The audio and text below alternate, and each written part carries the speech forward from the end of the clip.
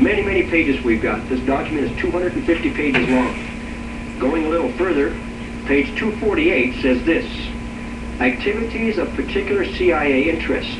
There's that scurrilous group again. I know there's good agents in there, but the bad sure seemingly outweigh the good with their drug running, etc.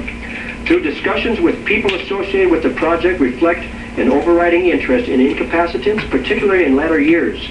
Available records make it clear that CIA interests included maintaining a stockpile of lethal materials and delivery systems. The evidence indicates that the agency relied upon the upon the use of specific biological warfare agents and toxins being investigated as normal part of the Army's biological warfare program. This was September 15, 1975 when it was released. Now, to prove them a liar right off the bat, I want to share this with you. We have reports of hundreds of boots or Navy trainees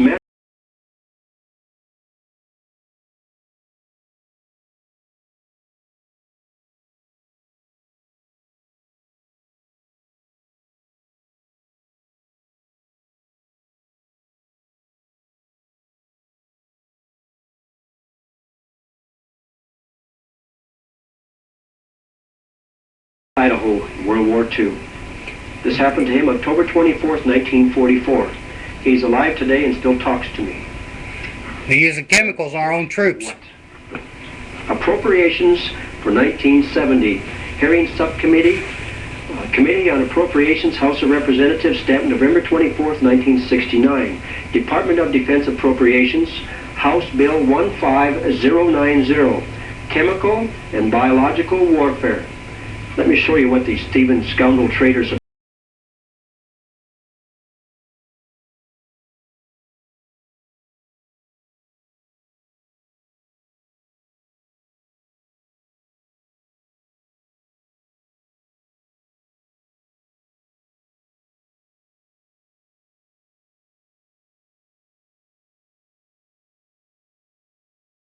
Agent, an agent that does not naturally exist and for which no natural immunity could have been acquired. Now, just a little of the conversation between a representative and a doctor. Mr. Sykes, are we doing anything in that field? Dr. MacArthur, we are not. Mr. Sykes, why not? Lack of money or lack of interest? Dr. MacArthur, certainly not lack of interest. And it goes on to say, and I'll quote from way down here, a research program to explore the feasibility of this could be completed in approximately 5 years at a cost of $10 million.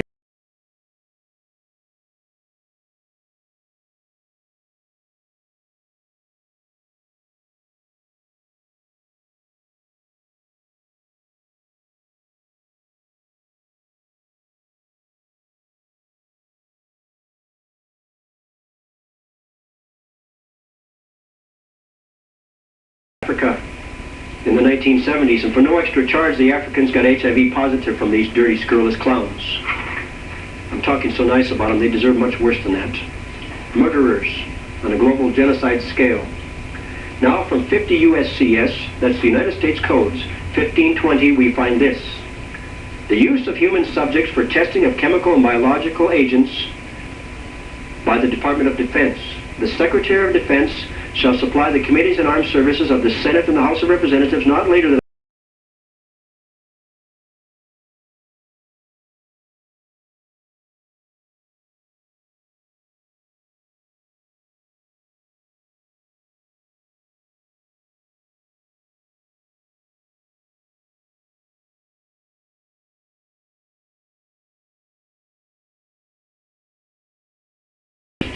it's like 8 by 10 feet or 10 by 12 feet.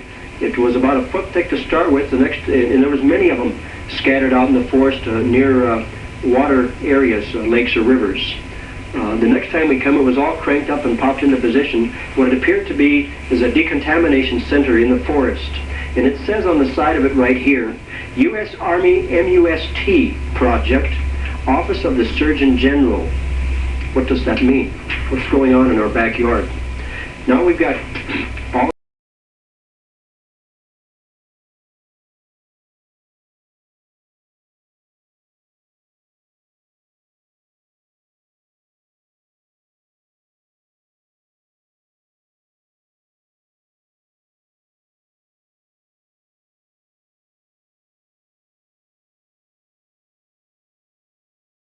News Service, Washington.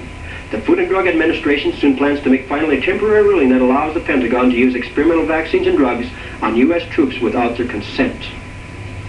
The controversial rule, issued at the Pentagon's request in 1990, before the war with Iraq, was described during a suit against military commanders at the time as treating soldiers as though they were human guinea pigs. How sick. October 1,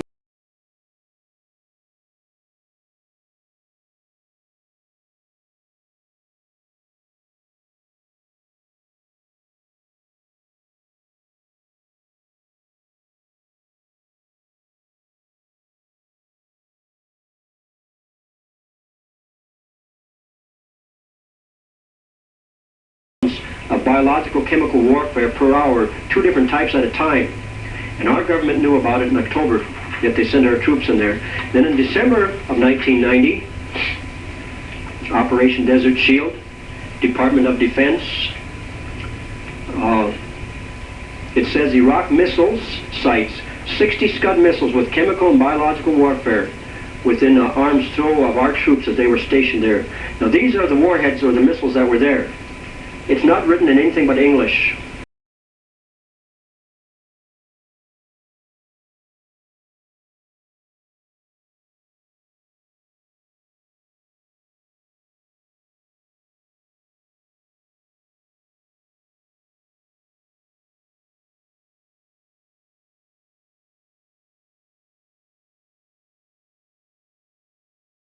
Iraq, Egypt, Department of Defense, but it says it's classified. That's just too bad. The public's going to know.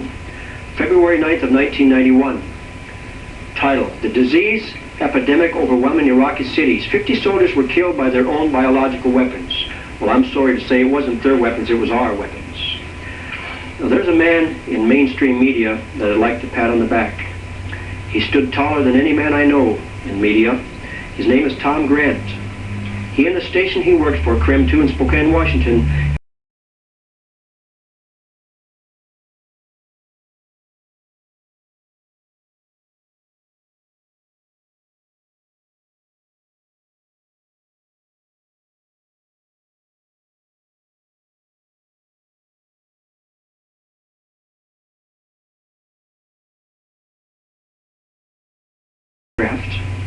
she sold her little baby grand piano and bought an ad in the Washington Times, November of 1996, that says this, November 3rd of 96. Contrary to what the Pentagon is telling you, there is a deadly Gulf War biological disease ravaging our troops, and it is contagious. Approximately 15,000 Gulf War veterans are already dead, and between 100 and 200,000 troops are sick, disabled, or dying. According to Senate testimony from ex-Senator Donald Regis,